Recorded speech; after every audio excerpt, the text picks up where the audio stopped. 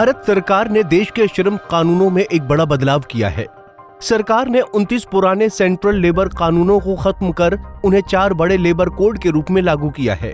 कई पुराने कानून समय के साथ अप्रासंगिक हो गए थे, इसलिए उन्हें मिलाकर एक आधुनिक और डिजिटल फ्रेमवर्क तैयार किया गया। प्रधानमंत्री नरेंद्र मोदी ने इन सुधारों को आजादी के बाद के सबसे बड़े और आगे बढ़ाने वाले लेबर ओरिएंटेड सुधारों में से एक कहा। सरकार का दावा है कि ये नए कोड बिजनेस के लिए नियमों को सरल बनाएंगे, श्रमिकों की सुरक्षा बढ़ाएंगे और गिग तथा प्लेटफॉर्म इकोनॉमी में काम करने वालों सहित 50 करोड़ से ज्यादा श्रमिकों को सामाजिक सुरक्षा प्रदान करेंगे। दरअसल नए लेबर कोड कई अलग अलग नियमों को हटाकर एक डिजिटल फर्स्ट व्यवस्था लाते हैं, जिसमें यूनिवर्सल मिनिमम वेज और पोर्टेबल बेनिफिट्स शामिल हैं। इन कोड्स का उद्देश्य भारत को वैश्विक मानकों के करीब लाना और आत्मनिर्भर भारत के लक्ष्य को मजबूती देना है। क्या है नए कानून?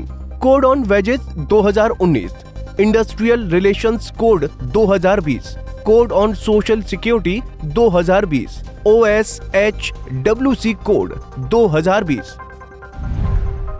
जब तक इन कोड की अंतिम अधिसूचना जारी नहीं होती, तब तक पुराने नियम लागू रहेंगे।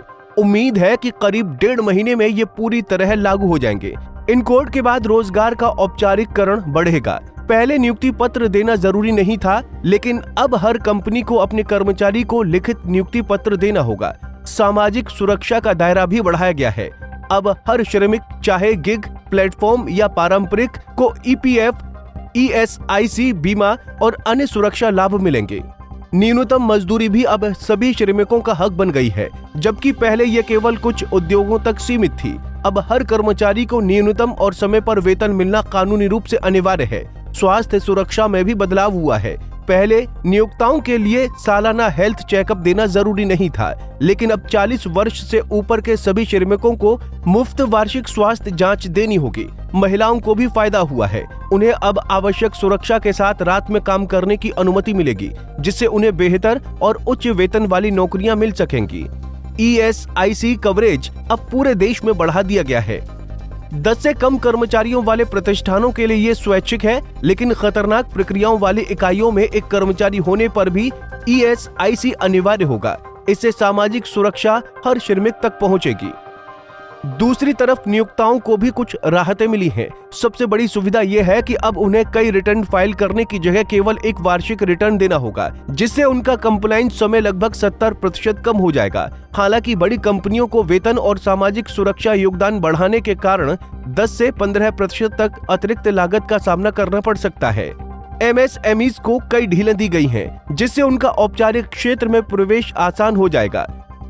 वहीं इन कोड की आलोचना भी हो रही है। All India trade union Congress जैसी यूनियनें कहती हैं कि ये सुधार कंपनियों को कर्मचारियों को आसानी से हायर और फायर करने की शक्ति देते हैं, जिससे श्रमिकों के अधिकार कमजोर हो सकते हैं। कई यूनियनों का मानना है कि ये कोड बिजनेस के हित में ज्यादा और वर्कर्स के हित में कम है। साथ ही राज्यों में लागू करने की प्रक्रिया धीमी होने के कारण इन लाभों को जमीन पर पहुंचने में देरी हो सकती है। बहरहाल चारों लेबर कोड भारत में कामकाज की दुनिया को अधिक आधुनिक, सुरक्षित, डिजिटल और सरल बनाने की कोशिश करते हैं। ये सुधार एक मजबूत श्रम बाजार तैयार करने की दिशा में बड़ा कदम है। हालांकि इसके सफल और संतुलित प्रभाव के लिए लागू करने की प्रक्रिया महत्वपूर्ण होगी।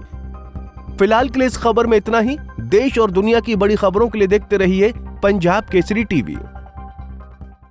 हमसे जुड़े रहने के लिए हमारे YouTube चैनल को सब्सक्राइब करें और नई वीडियो की नोटिफिकेशन के लिए बेल आइकॉन को दबाएं।